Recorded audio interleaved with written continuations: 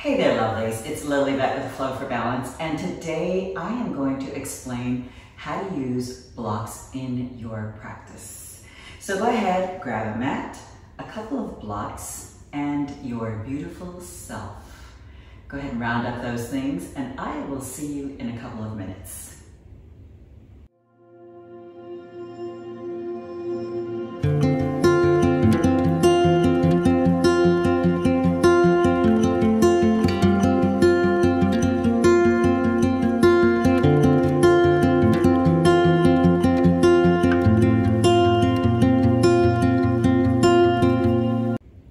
Welcome back. It's Lillyvette with Flow for Balance, and today we're going to talk about blocks.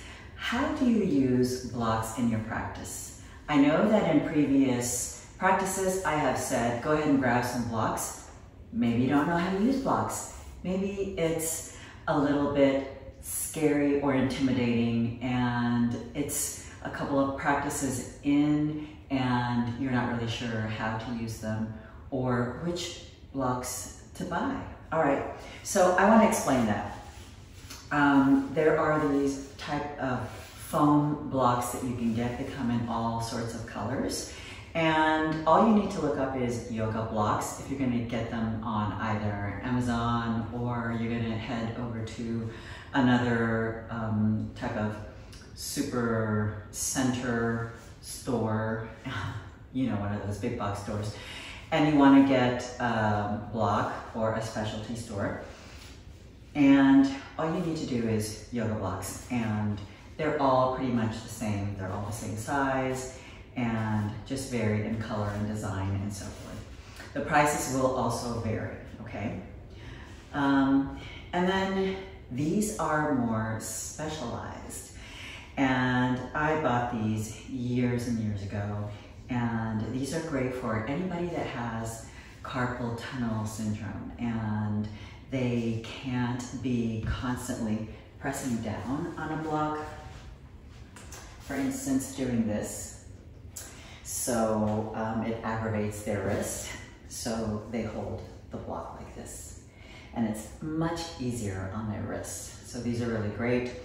I'm not sure that this company even makes them anymore. These are called Grippets, but perhaps look in specialty yoga blocks, carpal or yoga blocks for carpal tunnel syndrome, and you'll find these blocks. And then my most favorite blocks that I enjoy are cork yoga blocks. And they're a little heavier, they're a little sturdier than your foam blocks. And I really enjoy these just because of the weight that they have. Gaiam makes these blocks, and so I get nothing from Gaiam, but and they're super sturdy. They're really high quality, and of course you can get some other companies that also make them, but I love the Gaiam blocks. So that's pretty much a roundup of blocks. I'm sure there might be some other blocks out there, but these are your basic blocks, and this is what I want to talk about today. So this is what you want to look at when you look at blocks. What will blocks do for you? I think that a lot of people go into a studio and they think, maybe if I use the blocks, people will look at me, or they'll think that, well, I'm a beginner and I'll feel uncomfortable. First of all, keep your practice on your mat. So whatever is happening on your area, that's what should be the most important thing to you, just you. I kind of like to say, for my life in general, I try and stay on my own mat. Nothing else matters. No one else matters in terms of observing, criticizing, judging.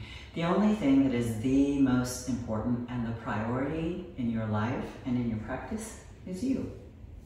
So if you stick to that, whether or not someone is looking at you, it doesn't matter. Maybe walk into a practice a little early and tell the instructor that you're new and how to use the blocks a little bit, or you're new just learning how to use the blocks, if they can give you a few pointers, we are more than happy to help you with that. Or stay at the end and see if you can get some pointers. Super simple. Don't feel intimidated. We are always there to help you, of course.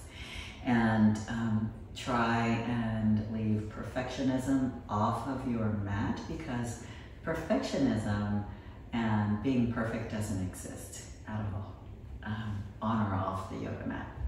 So what can a block do for you? So I want to show you a couple of poses where the block is really helpful. And also your yoga instructor might say, have some blocks available, we're going to use them. And whether or not you are a beginner, they'll say, here's where we're going to use our blocks. All right, so sometimes if you want to open up your hips a little more, the block is great. I love sitting on my block. So if I put my block down and I sit on my block and I come into rest easy Sukhasana pose, you're gonna feel that when you sit, your hips will open more, and it's gonna be super wonderful if you are really tight in the hips and you wanna open up the hips a little bit and get into that pose a little more effectively.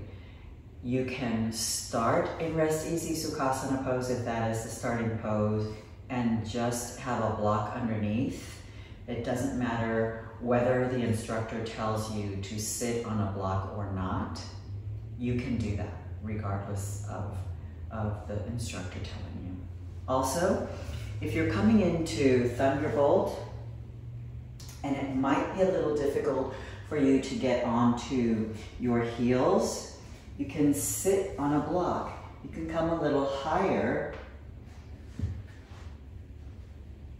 onto the block where you're not on your heels, but what you're doing is you're bringing the earth closer to you. So you are lifting the earth up so that it makes it easier for you. You're not down on your heels, but you're bringing the earth closer to you. So that is the purpose of the blocks, lifting the earth closer to you. Does that make sense? I hope it does. So a better way for you to be into Thunderbolt. It's also a great way to do Child's Pose, to rest your forehead onto Child's Pose if you feel that you cannot bring your forehead all the way down onto the earth.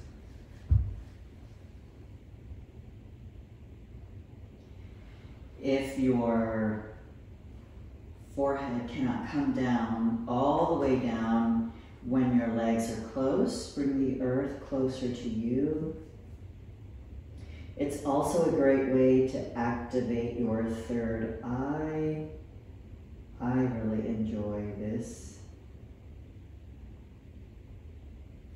So level 1 or level 2, where it comes down a little closer to the mat. And then allowing your shoulders to come down and open up. And you can also raise the earth to you when you are doing a tricep stretch in Child's Pose, bringing your elbows onto the blocks and then bringing your palms behind you.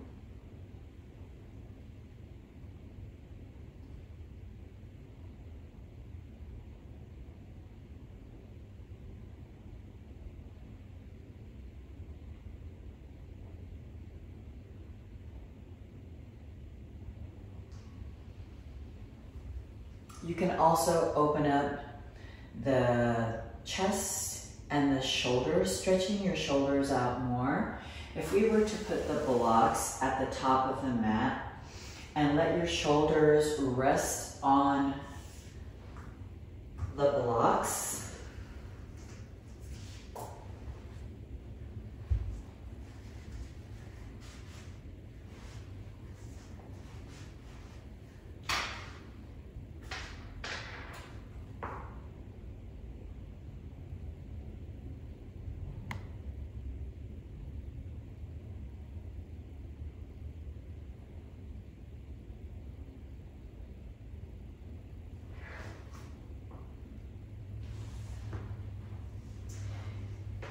a very common place to use when you are doing Anjaneyasana would be bringing the foot between the hands, bringing the earth closer to you, allowing you to push your heart further forward, rolling the shoulders back and down, lifting up from the low ribs, up high.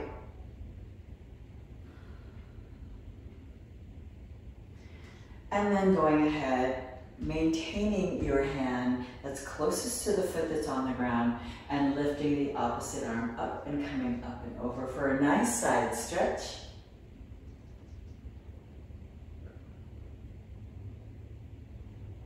Bringing the blocks with you when you come back into your half splits pose. If it's difficult for you to keep your hands down on your mat, you can always keep them down next to you.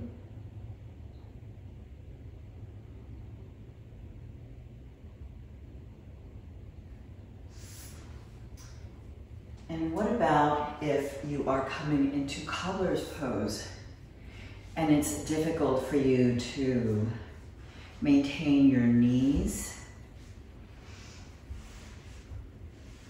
at a level where you feel comfortable? You can always bring the blocks where you get a little more ease here where you are stretching, in the center where your thighs are really probably at a level where it might be too much for you at that time. So all the stretches I'm showing you today are low to the ground. Check out the next video where I show you all the standing poses with blocks. Head to knee pose, we can also use a block where you extend a leg out. So it's hard for you to reach head to knee. You might want to go ahead and bring a couple of blocks where you lift up nice and tall in the spine, arms up, maybe maintaining one hand on the blocks, keeping them level, flexing the toes, and then exhaling, coming down and feeling that head to knee connection, but through the blocks. As your practice gets stronger, you eliminate a block until you finally eliminate another block and come on down. Same thing with the pose. Baddha Konasana, where you are in cobbler's pose. And you can feel that you can push your legs down. Blocks will get you to a place where you feel comfortable in the pose, where you feel your body is at the best place and space in the pose, until as you continue to practice, you are improving the length and the strength of your practice. Your flexibility continues to improve, and you'll find that maybe it was at a high level and then it came down a little more, and then it came down to this level until the block disappeared. We never wake up feeling the same. Our bodies are not machines, so we might wake up one day feeling really stiff in our bodies, or one day we wake up feeling nice and loose. So depending on how our body feels is how we treat the body. One day I want to use the blocks and feel like I'm giving my body the ease and the comfort that it needs and deserves. And then another day I'm feeling nice and loose, and I feel a little more flexibility in my muscles and in the tone of my skin and muscles, and I want to go ahead and do my practice without blocks. If you're brand new, you may want to feel that you want to learn how to do that pose as best as you possibly can so that you can fall into it a little better each time you practice. So blocks are there to help you to make your practice stronger. They're not there to let others see that you're new or make you feel intimidated or shy. And again, please try to remember that it is called a yoga practice and not a yoga perfect. So each time you come to the mat, know that the only thing that counts is whatever is happening on your mat, right? Not your neighbor's mat. It's just all about you.